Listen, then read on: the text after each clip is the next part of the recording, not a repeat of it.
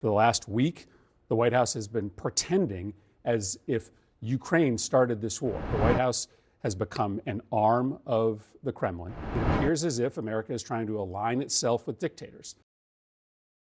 Let's watch Chris Murphy, a Democratic senator, sounding off on Donald Trump for essentially being a Putin puppet, something the left has been clamoring for 8 years now, but is now vindicated more so than ever. So we're going to hop right into this. Be sure to like and subscribe. It helps us out a ton. It is absolutely shameful what is happening right now. The White House has become an arm of the Kremlin.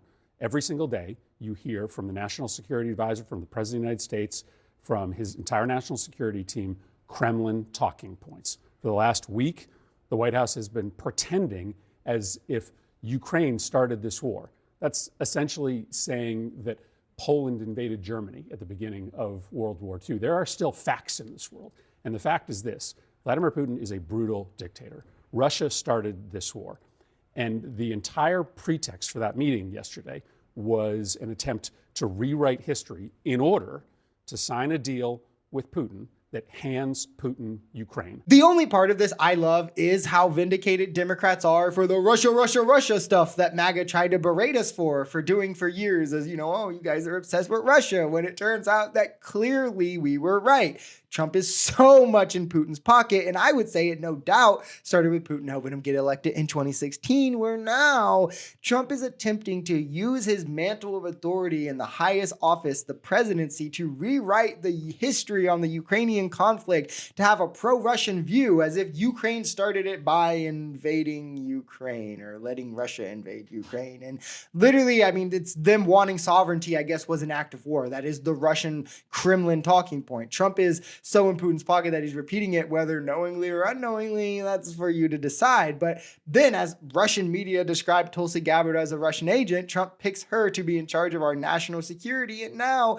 he's attacking our allies, the sovereign democracy, in favor of the authoritarian dictator, while allowing Russian media into the White House to live stream it, all while blocking American news publications AP and Reuters from coming in the White House. I mean, it's so obvious there's a Russian infiltration of the Republican Party that it's not even funny. It appears as if America is trying to align itself with dictators, that Donald Trump wants us to have our closest relationships with despots all around the world, because that makes it easier for him to transition America into a kleptocratic oligarchy where Elon Musk and Donald Trump rule and steal from the American people.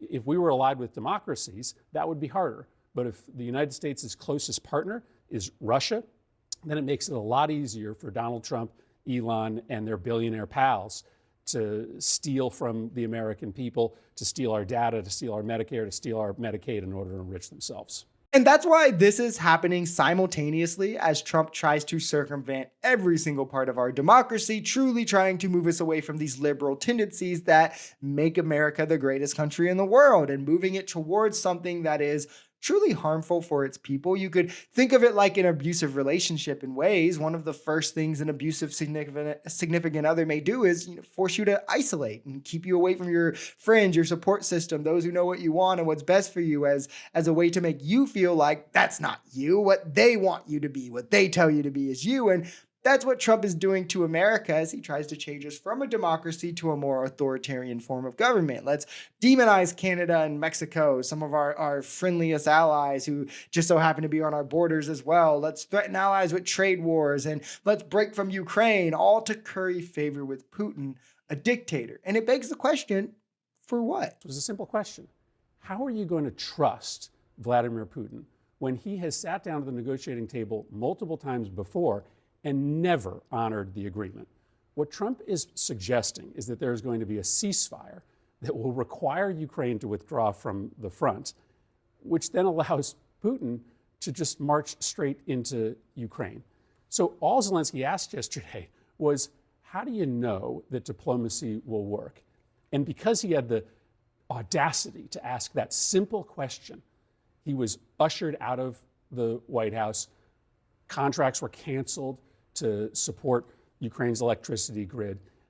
And apparently the United States is going to do Putin's bidding and hand him Ukraine. And this is all because Zelensky was smart enough to sniff out the bullshit in real time and just question it. He didn't even get angry. He just asked a question because he has the experience with Putin, where Putin has walked back ceasefire deals even prior to the ones he walked back with Zelensky. There were ceasefire deals that Putin broke post 2014. So Zelensky just wanted to know, like, what's the enforcement mechanism here? Like, how do we know this holds if you want me to get in bed with you guys and do this deal with Putin? And Vance and Trump essentially were like, well, how dare you not trust us? Because questioning means critically thinking, especially when you add in that historical context, and critical thinking with context disproves almost everything MAGA pushes. It's insane that Zelensky remained calm. He never shouted, didn't call any names, nothing, but simply questioned something that Vance said. And that was objectively too much because of ego. That's what gives the game away here. They just jumped the gun and gave the whole thing away. It was the plan the entire time. That's why Russian state media with it was there. But when Zelensky wouldn't do it himself, or, like bring it upon himself in a way that they could justify, they had to try and force it. And I mean, unfortunately, it was obvious for anyone who was watching.